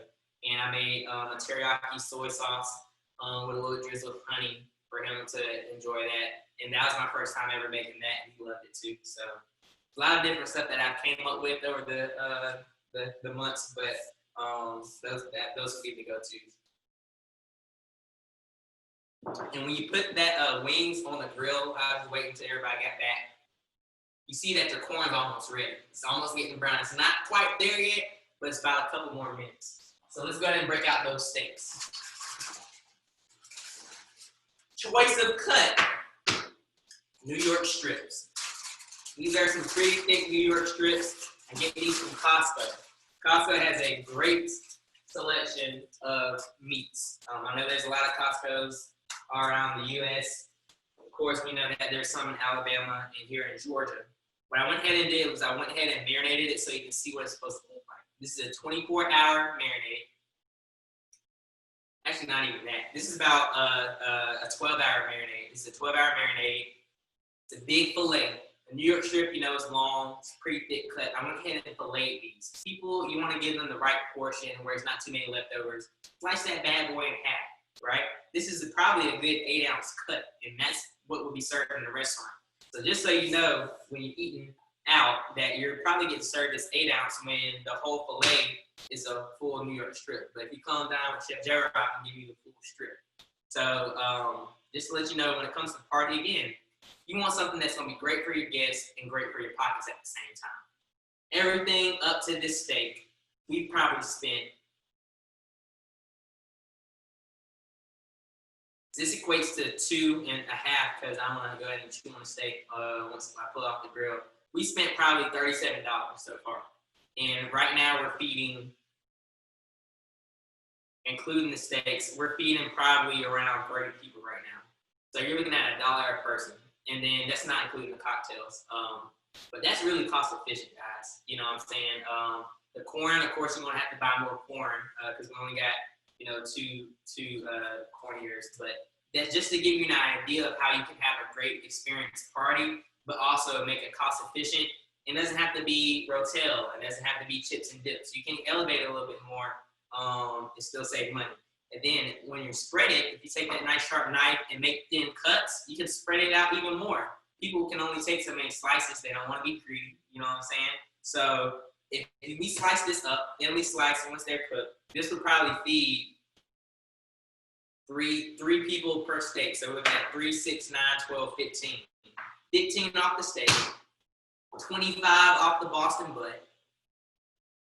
Chicken wings, like, come on, guys. Like, this is a tailgate. This is a tailgate. Y'all invite me over. I want to cook. Oh goodness. All right, so we got Kinder's, right? Kinder's buttery steakhouse that you have at home. If you don't have Kinder's, you substitute it with just salt and pepper. Simple. But Kinder's, Dale's marinade, peppercorn, garlic and ranch. If you have to go out and buy any of these seasons at the store, I'm gonna make sure that you get your money's worth. You know what I'm saying? Don't feel like this is gonna sit in your cabinet. And you can see things are kind of being a little bit more repetitive throughout our different proteins. These are already seasoned and ready to go because I had them marinating. I cooked my steaks to a medium rare. If you never had medium rare steak, that's an internal temperature of 135 degrees. If you don't have a thermometer, we're going to slice that bad boy, not slice it, we're going to put it on the grate. Our chicken wings are going right now at 350 for me on this right here. If you throw this in with your Boston butt, low and slow, it might be best to have a temperature, but I'm gonna go all the way back. So if you have a Boston butt, one grill, your Boston butt is in, your chicken wings is in, and you wanna go ahead and throw in your steaks at the same 250 degree temperature, that's gonna cook for about 10 to 12 minutes. How to check if your steak is done at that temperature if you don't have a thermometer. So you're gonna take your fist and ball it up, right? Make a fist. And you give it a touch on your knuckle, on your one finger knuckle. And then the two finger knuckle, that two, so you got 1, 2. You fold them down. Okay, I'll go on the close up, this is better. Okay, cool, we can go right here, all right, great. So we have our hand, we make a fist. If you go to your first finger, right, and close it, and you touch it, and then you touch your steak, don't do it now, but once it's cooked, this is probably medium well. See. Okay, let's go back all the way through the scale. So we have our 5 fingers. This will be easier, guys. 5 fingers, close your fist, bring your thumb to your pinky, right? And keep that fist closed. So our thumb is at our pinky, and you touch that, right? You don't have to squeeze your fist, just allow that finger to touch it and feel the inside of this right here. This is rare. This is what rare would feel like on your steak. As we move down the grade to our, I guess this will be your ring finger on your opposite hand. Touch that, that's a medium rare. So we have rare, medium, and medium well. We are not going to cook our steaks well. We're elevating. All right, guys, if you like your steak well, we're going to come down the grade in a little bit. Try medium well at least for me. Come on. So again, all you're doing is taking your hand, forming a fist, not squeezing the fist, but forming a fist. We have rare, right? So rare, medium rare, right? Medium rare. Touch it, you can feel it. Medium, okay? And medium well. You can feel the difference, okay? That's just a quick tip.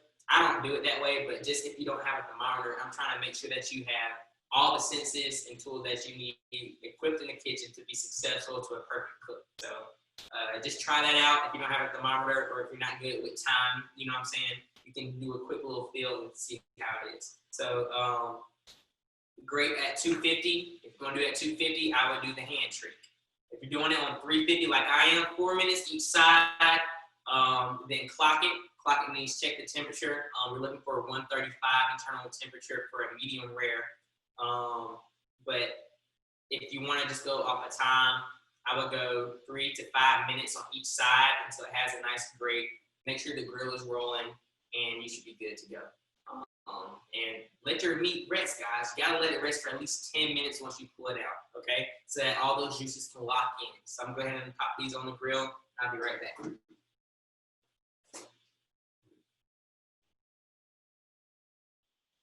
It's gonna be a great feast, I'll tell you that much. All right.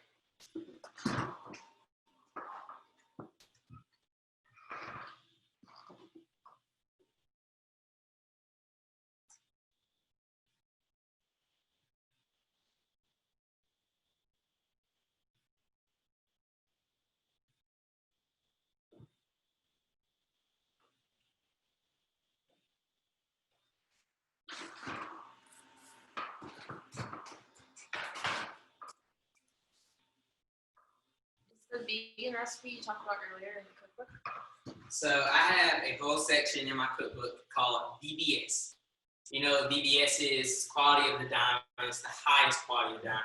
And I took it in a food sense. It's called vegan, vegetarian, and salads. So the highest clean eating that you can have for your body is going to be the highest quality diamond, if you will. So the section is called VBS in my cookbook, where we talked about the burrito wrap. That's not in there. I have jackfruit. I have a raspberry chipotle jackfruit, a coconut curry chickpea, a various amount of salads, and I do a lot of smoothies and smoothie bowls. So if you like smoothies, if you're a smoothie eater, or you're on the go a lot and you just need a quick, healthy, fun smoothie bowl, I have those as well in that section too.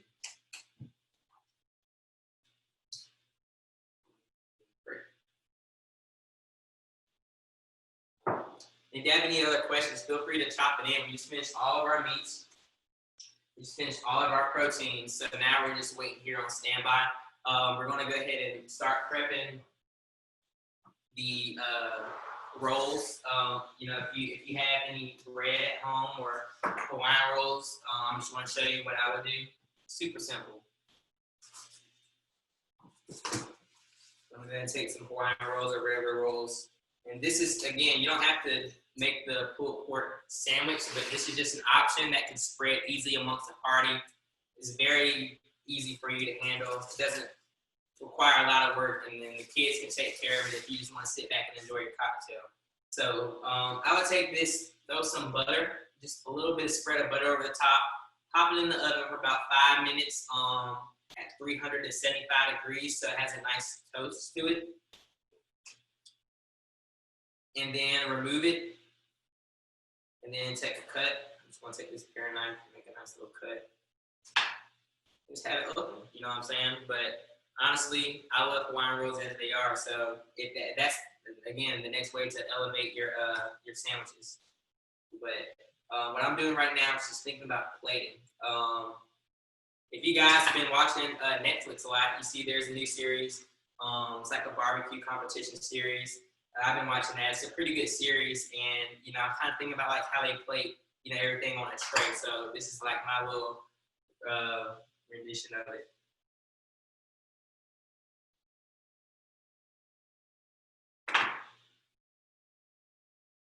I'm gonna pop up the 4.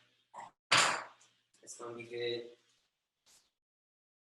Again, I've been cooking my Boston butt since 2 this morning. My goal was to make sure that was done at the perfect timing at the end of the segment. I checked the temperature not too long ago, and we're probably 30 or so degrees away, which isn't too much. But again, you don't want to compromise the quality of it. So I'm going to try to ensure that I can at least pull it off so I can see what we're working with. I just want to ensure that it's that perfect internal temperature of 204 before I pull it out and try to start to go through it.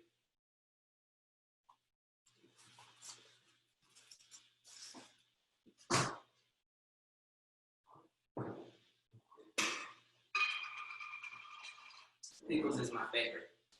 Honestly, I can eat pickles on everything. Fried pickles, whew, don't get me started.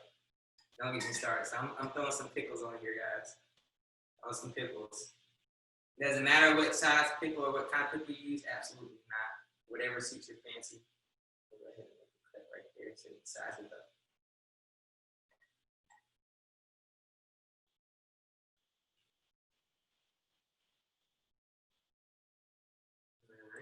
What do you use if you don't have butcher paper?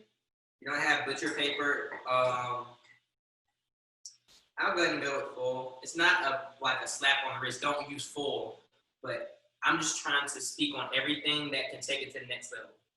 I use full every single time I've cooked it until recently where I got a little bit more educated on how you can enhance your meats. And I love it every time. Nobody could tell me anything different that I was doing it wrong. But after watching other technique and getting a little bit more education on people who've been in the grill game a little bit longer than I have in the company, it's just really a way to take your meats to that next level. So it's not gonna come out awful if you use full. You know, that's a great question. I'm gonna show you something real quick. So when you have your foil, think of a fly trap. You know, in the wilderness, you have it's called a Venus fly trap.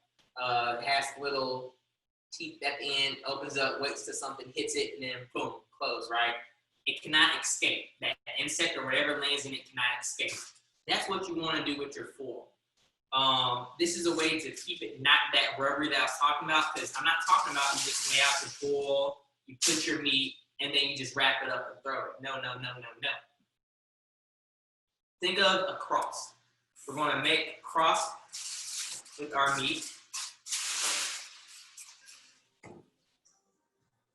And the example of our meat is going to be the candy Gameday, right? So this is what you want to do with your meat. Well, that's all my foil, so I guess that was the perfect demonstration. All right, so this is perfect. We have a cross section in our meat. You want to do each of these 3 times, okay? Which means this is 1. This is 1. Again, you'll do this is 2. This is 2. This is 3. This is 3. So you'll have a total of 3 on the outside right here and 3 at the top. Then you situate your meat. From here, you just continue to fold it on each other, right? Once you do that, you take that and just keep wrapping it up. Keep wrapping it up. There's no right or wrong about it. You just want to make sure that you close the teeth on your meat. And you wrap it up, and then you tightly seal. Put that pressure on it. You don't want it to get out, right? We're tucking it to sleep. And now you'll have the perfectly formed foil to your meat on each side. You take this, you sling it in the grate of the grill, you're good to go. That is how you prevent it and be as close to the texture of that butcher paper. This is how I used to do it again. 3 and 3, right? 3 long ways, 3 from top to bottom. Fold it all up on each other, vacuum tight seal, and you'll be good to go. All right, now I have a full wrap pineapple. I'm gonna figure out what to do with that. I might just throw it on the grill and see what happens. Give me a little bit more of this cocktail. Everybody food good? Everybody grill on fire, right? We're all good to go? Okay. Aaron, I know you're hungry. You've just been watching this whole time, huh? Starving. But I got my cocktail ingredients, so I'm ready to make that when we're done. All right. I'm gonna go ahead and clean up a little bit. Yeah, guys, if you have any questions, it doesn't matter. There's no off limits. If it's just about me, it's about food, anything, just be sure to drop it, and I'll be sure to answer in the meantime. And then we'll start to get everything finished plating for everything that's ready in the meantime. Can you tell us why did you choose Auburn?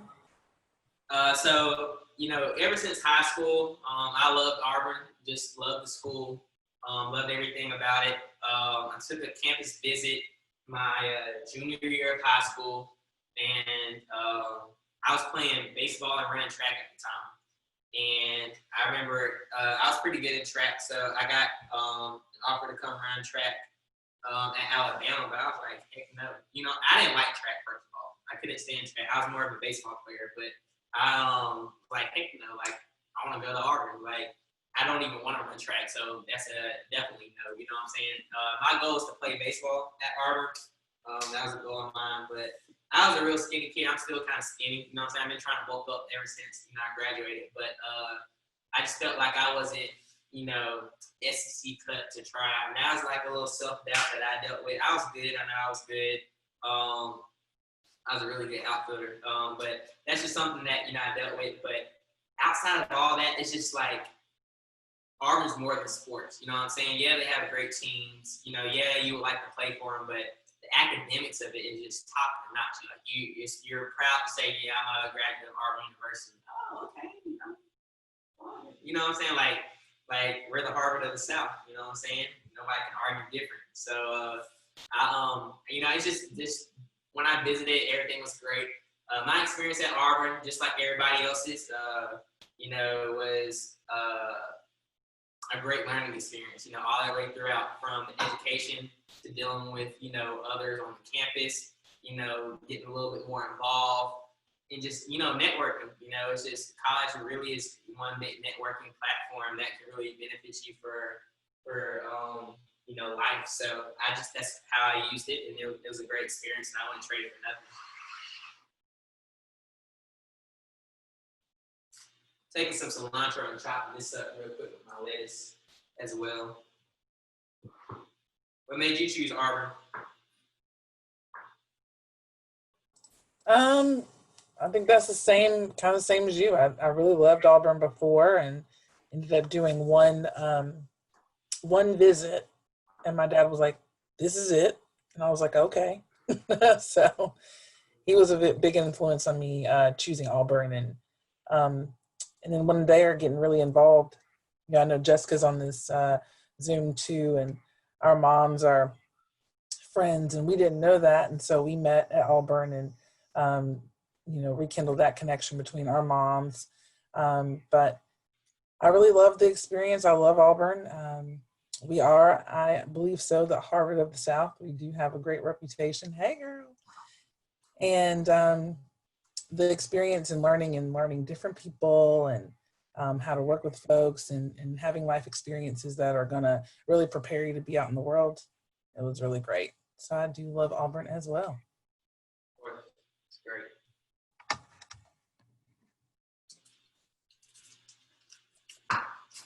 So we're just thinly chopping all of our lettuce and cilantro, just really adding some of that elegance to it. It's just gonna look so much better than some just leaves just popping out of the woodworks. You know what I'm saying? So I'm just overflowing with some lettuce. That cilantro is gonna add a nice, refreshing taste.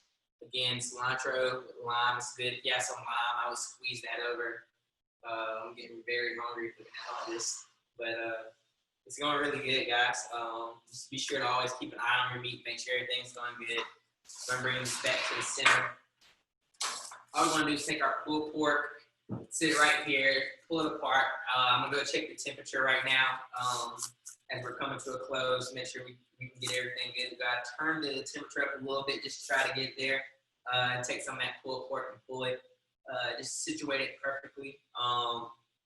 I'm pretty sure that's going to taste good as is. If you want to toss it in some buffalo sauce, not buffalo, some barbecue sauce, the pulled pork and some barbecue sauce, you can do that as well.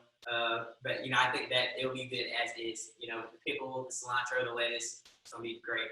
And the corn, even though it's been sitting out, it's still going to be good. Cabbage as well, just a nice pepper pop. Then we have our steaks, and then we have our wings, right? It's just going to be the ultimate tray. Now, once everything gets finished cooking up to date, be sure to follow me. I'll have my Instagram right now dropped in the chat. Be sure to check over. I'm going to take a final picture so you can see what everything is supposed to look like on a plate. You can get some of these trays, maybe at like a Dollar Tree or something like that, right? And just have these trays where people can just grab and go. Like, it's just great. It's going to be great. So you'll see the final picture on my Instagram. You can follow me. Also can check out my cookbook and everything like that. I have a recipe for the wings on the grill as well. And I'm excited. We have some acidity coming from that jerk sauce, savoriness coming from that butter. We also have a little spice coming from that pulled pork, and the marinade on that chicken is going to kick it up with a little bit of more spice, and then a nice all the way through. You take a bite of that steak after it's been marinated, and it's just going to be night and day, especially with that medium rare cook. So it's just an overall great experience on the plate, guys. So really excited for you to try this. And of course, the cocktail, you gotta wash it all down. It's going really good. It's really, really good. What barbecue sauce do you suggest that we use? Okay, I'm gonna be 100% transparent with y'all. I cannot stand condiments. I really can't. I have never tasted barbecue sauce in my life until 2 weeks ago. just being 100% open with you.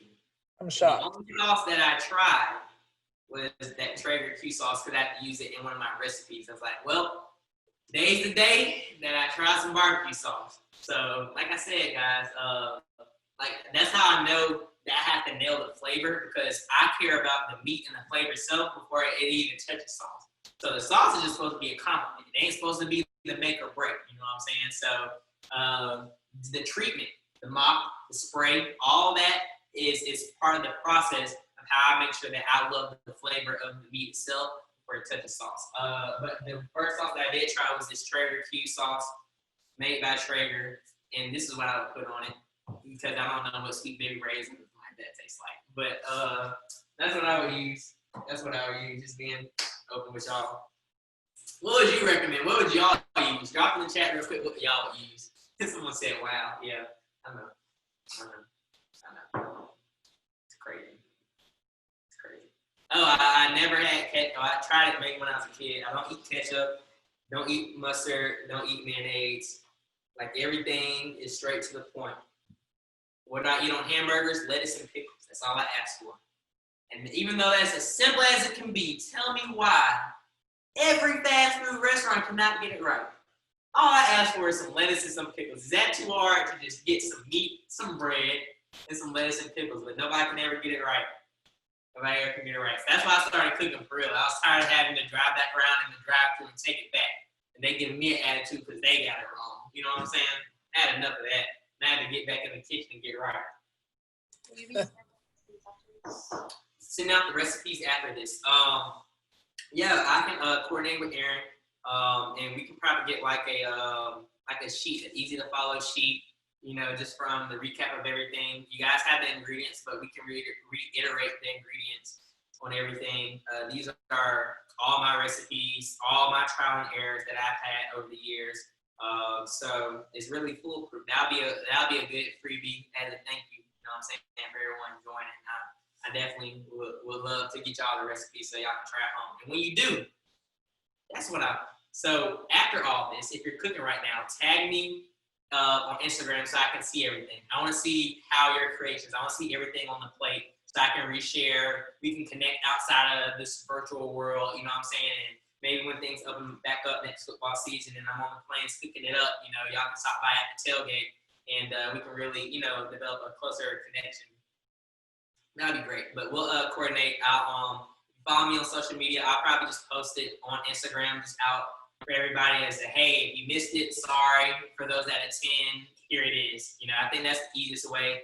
Or Erin can even send it out through email since she has everyone's email since she's been here. And again, that's something that we can coordinate for you.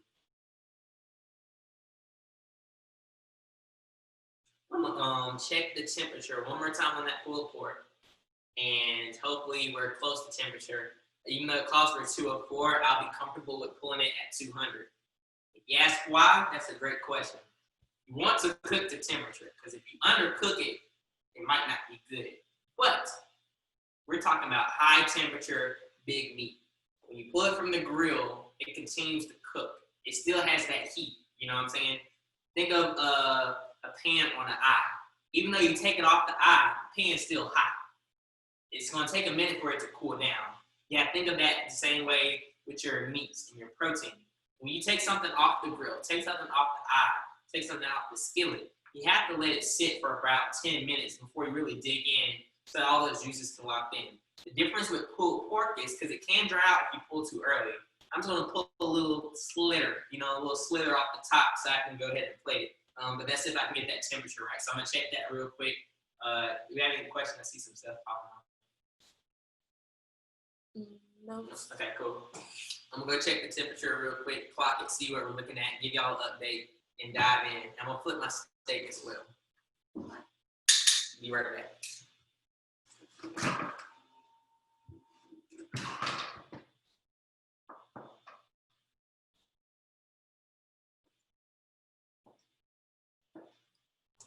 All right, everyone in the chat, drop your email so I can send you the recipes after this event.